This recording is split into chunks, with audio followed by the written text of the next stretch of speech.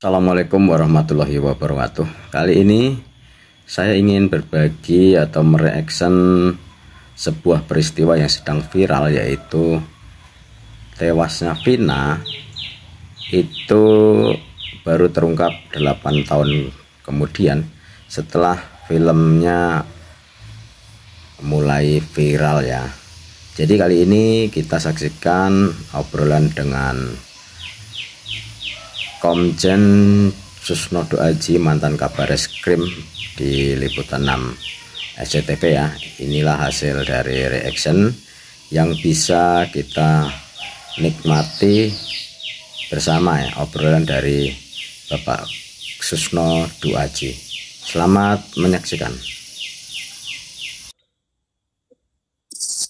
Polisi resmi menangkap 1 dari 3 DPO untuk kasus pembunuhan Vina. Dan menarik untuk dibahas karena saya sudah bersama dengan mantan Kabar Eskrim Mabespori, ada Komjen Pol Purnawirawan, ada Susno Duaji. Pak Susno, selamat pagi. Terima kasih Pak waktunya untuk Liputan 6. Selamat pagi Liputan 6, selamat pagi seluruh pemirsa. Pak Susno, izin ini terkait dengan penangkapan 1 dari 3 DPO kasus Vina, Pak. Tanggapan Pak Susno untuk penangkapan ini seperti apa? Pertama, kita ucapkan selamat ya kepada Polda Jawa Barat dan kepada Mabes Polri yang telah berhasil menangkap itu. Masyarakat merindukan gitu, kok 8 tahun tidak ketangkap, kemudian setelah diviralkan oleh film dan berbagai media, televisi, medsos gitu, baru ini dalam hitungan hari ketangkap. Artinya bisa ditangkap. Nah, tinggal sekarang untuk mengungkap kasus yang sebenarnya dengan tertangkapnya DPO ini gitu. Mudah-mudahan DPO ini, si Peggy ya kalau nggak salah namanya, bisa mengungkap misteri di balik itu. Mengapa 8 tahun nggak ketangkap? Kemudian apakah betul ini pembunuhan? Apakah betul ini kecelakaan lalu lintas? Kalau pembunuhan, siapa yang membunuh? Kalau kecelakaan lalu lintas, maka siapa lawannya atau laka sendiri gitu. Banyak misteri yang harus diungkap kita. Ya. Kalau tadi Pak Susno mengatakan bahwa 8 tahun akhirnya tertangkap. Kenapa kasus ini berlarut-larut Pak? Kenapa harus sampai 8 tahun baru saat ini bisa tertangkap untuk sisa 3 terduga tersangka ini? Yang paling tahu jawab ini adalah Polri ya. Karena Polri yang membuat DPO itu. Saya kan sudah pensiun gitu. Tetapi sorotan saya dari luar ya, karena saya sudah rakyat jelata gitu, adalah ini tergantung kemauan gitu kan, keseriusan waktu itu. Nah buktinya setelah diviralkan kan dalam hitungan hari kan ketangkap. Mudah-mudahan orangnya benar ya, ketangkap. Loh kok 8 tahun nggak ketangkap? Saya katakan kasus ini sebenarnya untuk memburu tersangka tidak terlalu sulit, ini termasuk gampang, nggak perlu level Polda ya, level Polres saja bisa mengungkap dan menangkap kasus dan mencari DPO itu. Karena untuk level Polda, level Mabes Polri itu dia udah urusan kejahatan internasional, teroris, kemudian segala macam kejahatan-kejahatan yang berskala besar gitu. Dan itu bisa diungkap itu oleh Polri. Teroris internasional aja, Nordin Muhammad Tok, kemudian Dr. Azari, narkoba jaringan internasional bisa ditangkap, bisa diungkap, dan hitungannya nggak sampai tahun gitu, paling lama bulan, bahkan hanya ada berapa hari. Dan kasus ini kan gampang sekali, kalau betul itu DPO-nya itu ada orangnya, kan ini kan hanya anak-anak geng motor, apa susahnya nyarinya kan? Namanya jelas, nama orang tuanya jelas, alamatnya jelas, serba jelas gitu. Jadi nggak ada kesulitan gitu. Ya. Jadi mengapa lambat? Nah maka saya katakan ini faktornya adalah kemauan gitu. Kemungkinannya apa ya Pak ya? Kalau misalkan kemarin disebutkan bahwa terduga pelaku ini merupakan buruh bangunan, tadi Pak Susno mengatakan bahwa kalau teroris saja bisa ditangkap gitu Pak. Kenapa buruh bangunan ini bisa mengecoh polisi hingga 8 tahun? Apa kemungkinannya Pak yang bisa menyebabkan ini? Saya katakan tidak mungkin dia bisa mengecoh polisi ya. Karena polisi itu, apalagi level Polda ya, karena kasus ini terakhir ditangani Polda ya, Polda Jawa Barat gitu kan. dari Polres Cirebon, Polresta Cirebon ditarik ke Polda Jawa Barat.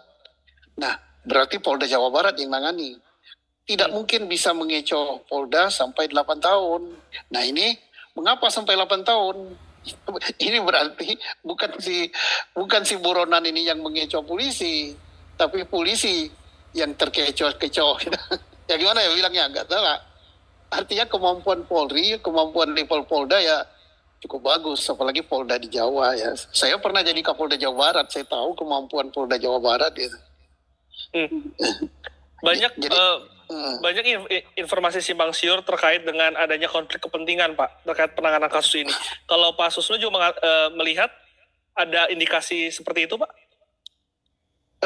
Kita lihat saja hasil pemeriksaan daripada DPO dan hasil daripada tim eksaminasi atau tim audit yang diturunkan oleh Mabes Polri ke Polda Jawa Barat dan ke Polresta Cirebon. Karena dari Mabes Polri akan mengecek gitu bagaimana jalannya penyelidikan dan penyidikan kasus ini sehingga berlarut-larut sampai 8 tahun tidak tuntas. Bahkan setelah ada film Vina sebelum 7 hari ya, itu jadi viral, jadi heboh, kemudian macam-macam informasi yang beredar antara lain bahwa terpidana yang sudah keluar yaitu Tatal ya, dia katakan dia bukan pelakunya.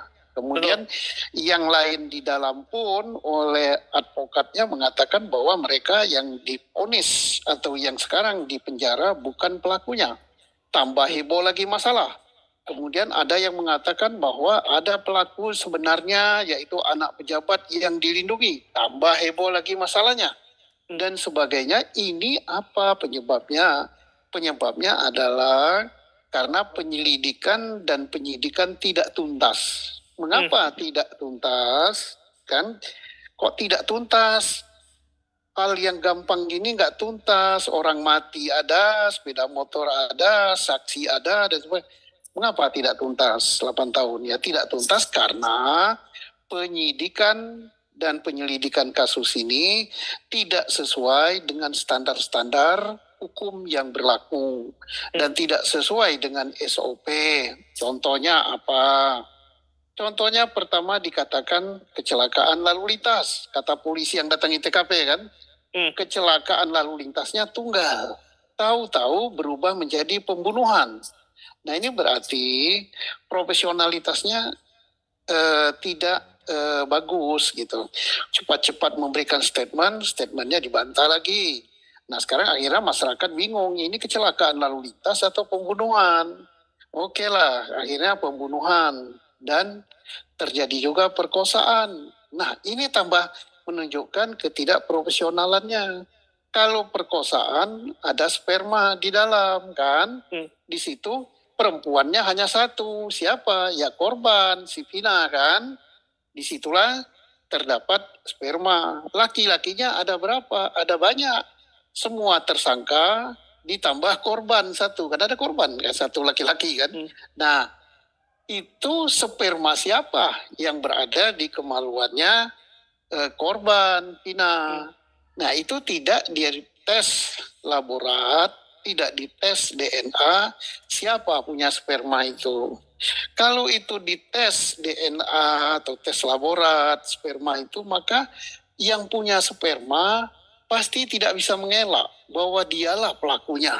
Karena tidak mungkin hasil DNA saya akan sama dengan B, sama dengan C. Karena Allah menciptakan itu udah demikian bagus gitu. DNA kita itu udah beda-beda. Jadi begitu ketemu DNA-nya atau hasil laboratnya menunjukkan bahwa sperma yang ada di vagina korban adalah spermanya A, B, C, D, F, dan seterusnya, atau sperma satu orang, atau bagaimana. Maka tidak bisa mengelak dan kejahatannya bisa gampang dibuktikan dan tidak akan terjadi meluas, berbelit-belit seperti sekarang, menolak hasil penyidikan, menolak dan sebagainya. Itulah perlunya profesionalitas dengan cara apa? Scientific crime investigation. Nah, dengan ilmu hukum ilmu laboratorium forensik dan sebagainya harus diterapkan. Ya. Seharusnya Pak pada saat itu memang dilakukan sebelum tadi Pak mengatakan agar tidak simpang siur, sebetulnya prosedur apa sih Pak yang dilakukan polisi sebelum memberikan keterangan bahwa apa ini penyebab kematian dari Vina ini? Ya, itu tidak boleh cepat-cepat karena menyangkut jiwa orang, ya. Tidak boleh langsung baru datang ke tempat kejadian langsung menunjukkan kecelakaan tunggal. Nah, apalagi saksi yang melihat kecelakaan tunggal kan tidak ada kan. Nah, jadi kalau ada yang nanya apa ini nanti masih dalam penyelidikan. Nah, diolah TKP, di TKP itu dan karena ini menyangkut jiwa manusia 2 orang yang harus turun di situ siapa? Ya kasat lantasnya, kemudian kasat resersenya, penyidiknya, termasuk langsung turun tangan Kapolres. Siapa Kapolres pada waktu itu? Itu harus karena ini menyangkut jiwa manusia. Kapolresnya nggak boleh berada di ruangan kena AC gitu nonton TV, nggak boleh. Jadi Kapolres harus turun tangan langsung karena kejadian ini kejadian untuk level kota Cirebon ini kejadian besar pada waktu itu ya 2016 ya. Nah sehingga dia Kapolres memberikan arahan, memberikan gelar perkara apa yang harus dilakukan. Oh harus dilakukan olah TKP yang baik, saksi disidik yang baik dan sebagainya. Ada hal-hal yang perlu dimintakan visum et repertum, perlu juga dipersiapkan laborat forensik gitu ya. Kan itu kan sperma kan tidak diperiksa kan. Tapi apapun juga ini kan pelajaran yang paling bagus untuk tidak terulang hal seperti ini. Ketika sekarang kita kalau lihat di sosial media nih Pak, dari sejumlah media termasuk Liputan 6, di comment sectionnya itu banyak yang mempertanyakan Pak penangkapan ini. Banyak yang tidak percaya terhadap apakah ini betul pelaku aslinya. Lalu apa Pak sebetulnya respon Polri untuk bisa menanggapi respon negatif ini, Pak Susno? Sekarang Polri sudah khususnya Mabes Polri ya, sudah on the track ya, sudah benar yang dia lakukan. Apa yang dilakukan? Pertama, menangkap DPO. 3 orang itu sudah ketangkap 1 ya. Mudah-mudahan yang ketangkap 1 ini benar DPO. Nah nanti dia akan bercerita kan apa kejadian sebenarnya.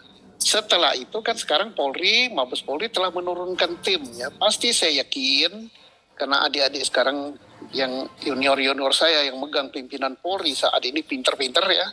Mereka sudah menurunkan tim ke Polda, sudah menurunkan tim ke Polresta untuk mengaudit, untuk mengeksamination terhadap jalannya penyelidikan dan penyidikan pada tahun 2016 sehingga perkara ini bisa masuk sampai di persidangan. Apakah di dalam melakukan penyidikan dan mencari keterangan terdakwa atau tersangka itu dilakukan dengan kekerasan, dengan pemukulan, penganiayaan, pelanggaran HAM dan lain-lainnya? Apakah polisinya menyidik tidak profesional, hanya mengejar pengakuan bukan mencari alat-alat bukti yang lain. Nah ini sedang diselidiki ya. Memang tim ini tidak boleh dia keluar-keluar di masyarakat. Dia akan mencari fakta dulu, kemudian akan rapat menentukan apa yang didapat sehingga bisa menjawab apa yang dikeluhkan atau apa yang dikatakan netizen bahwa ini salah tangkap, bahwa bukan pelaku sebenarnya, bahwa ada pelaku anak orang gede yang dilindungi, bahwa ini fiktif, bahwa terjadi penganiayaan, bahwa itu akan terjawab oleh tim. Dan kita minta dan rakyat berharap yang melakukan examination yang baik sekali seperti ini bukan hanya Polri. Kenapa? Ini tidak layak atau tidak pantas, tidak adil kalau dibebankan pada Polri saja. Karena apa? Hasil yang didapat oleh Polri berupa berita acara, tersangka dan barang bukti dilimpahkan ke jaksa. Nah, ternyata jaksa langsung oke saja, yes, apa pemeriksaan Polri dianggap sudah benar, sudah betul, sehingga jaksa berani melimpahkan ini ke pengadilan untuk membuat surat dakwaan, tuntutan, menyidangkan di depan pengadilan. Berarti jaksa ini harus bertanggung jawab juga. Tim daripada Kejaksaan Agung harus memeriksa juga jalannya penuntutan, jalannya persidangan yang dilakukan oleh jaksa, termasuk hakim.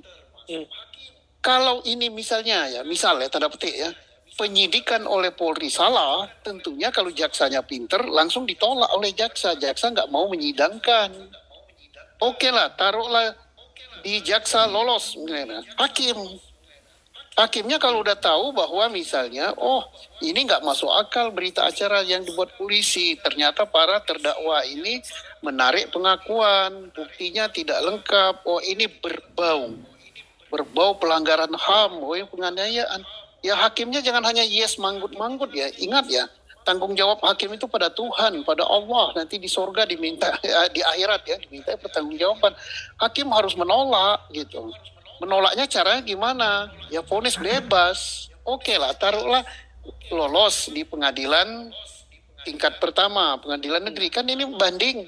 Hakim banding minta banding dulu. Hakim banding lebih pintar daripada hakim tingkat pertama. Dia kalau melihat ini nggak benar dan sebagainya, memori bandingnya daripada pembela bahwa ini, oh yakin memori banding ini benar. Ini memorinya jaksa ini yang salah. Hakim tingkat banding membebaskan. Ternyata masih lulus juga, kan ada hakim lagi tingkat kasasi. Nah, sistem peradilan pidana di Indonesia itu udah bagus sekali, sistemnya yang bagus. Undang-undangnya bagus, tinggal manusianya. Tapi kalau misal ya, saya tidak menuduh jaksa, tidak menuduh penyidik, tidak menuduh hakim. Saya menyampaikan berdasarkan teori peradilan pidana. Jadi sudah berlapis-lapis gitu. Kalau di tingkat penyidikan tidak benar bisa ditolak oleh jaksa. Di tingkat penuntutan persidangan tidak benar maka hakim bisa bebaskan dan seterusnya sampai Mahkamah Agung. Tapi secara prosedur artinya kalau kemarin sudah dijatuhkan vonis artinya sudah terpenuhi semua ya Pak untuk persyaratannya. Sudah terpenuhi semua, tapi sudah terpenuhi semua belum tentu benar. Ya, kita jangan terlalu mendewakan sistem hukum ya. Kenapa? Yang kita harus kejar itu adalah keadilan dan kebenaran. Kenapa? Manakala jaksanya kurang teliti, hakimnya kurang teliti, jaksa hakim itu manusia kan. Tidak ada jaminan bahwa dia 1000% benar. Enggak. Jadi mari kita lihat. Kan sudah pernah terjadi tahun 80-an terjadi kasus Sengkon dan Karta.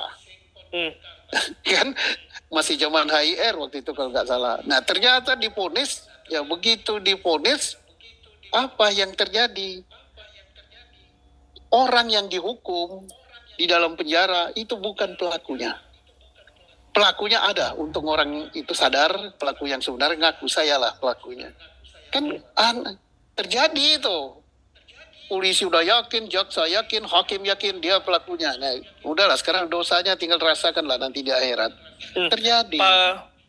Pak Susno, kalau misalkan tadi Bapak mengatakan bahwa ada dugaan kemungkinan lah Saka Tatal ini korban salah tangkap yang seperti diakui. Kalau memang itu benar Pak, apa yang bisa dilakukan Pak? Karena kan vonisnya sudah jatuh, lalu juga proses hukumannya juga sudah dijalankan.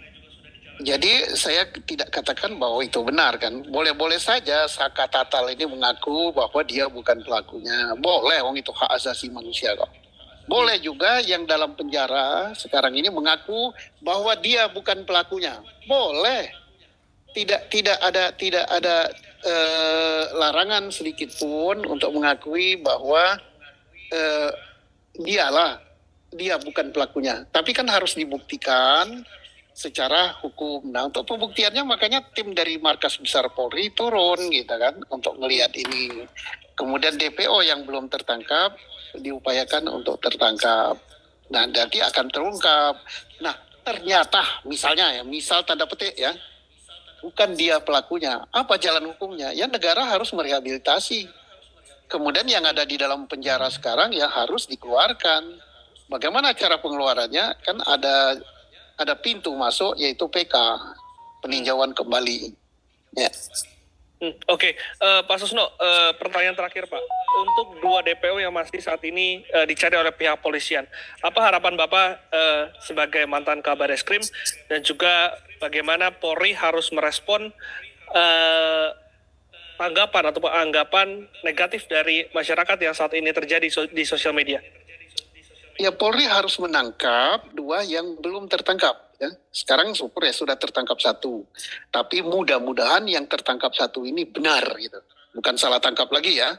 Kalau salah tangkap lagi berarti menambah ketidakadilan. Yang dua harus diupayakan tertangkap. Setelah tertangkap baru diperiksa. Nah sekarang Polri kan sudah meminjam narapidana kasus ini, dibawa ke Polda Jawa Barat untuk diperiksa ulang. Bukan untuk disidik kasus yang sama, bukan ya. Tapi untuk kalau kasus yang sama sudah selesai ya, tidak bisa disidik lagi, sudah nebis in idem ya.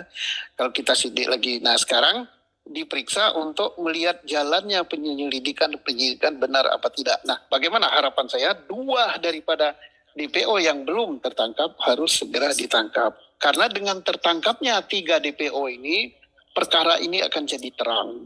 Apakah polisi salah tangkap terhadap Saka Tatal, terhadap 7 yang masih di dalam penjara, dan sebagainya, termasuk apakah ada yang dilindungi, apakah ada anak pejabat, dan sebagainya, semua akan terungkap.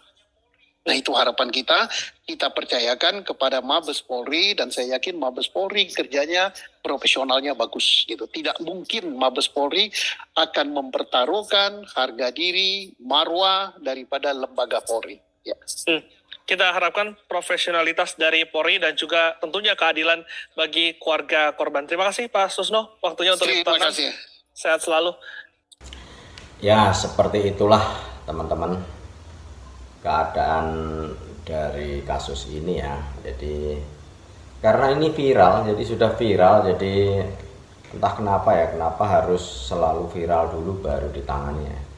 Tapi terlepas itu semua, kita doakan semoga pelaku yang sebenarnya segera tertangkap dan juga dari keluarga Vina diberikan ketabahan dan juga kesabaran, dan juga buat almarhumah Vina semoga husnul khotimah, diterima semua amal kebaikannya. Oke, itu saja yang bisa saya sampaikan di reaction kali ini, semoga bermanfaat dan menambah informasi. Assalamualaikum warahmatullahi wabarakatuh.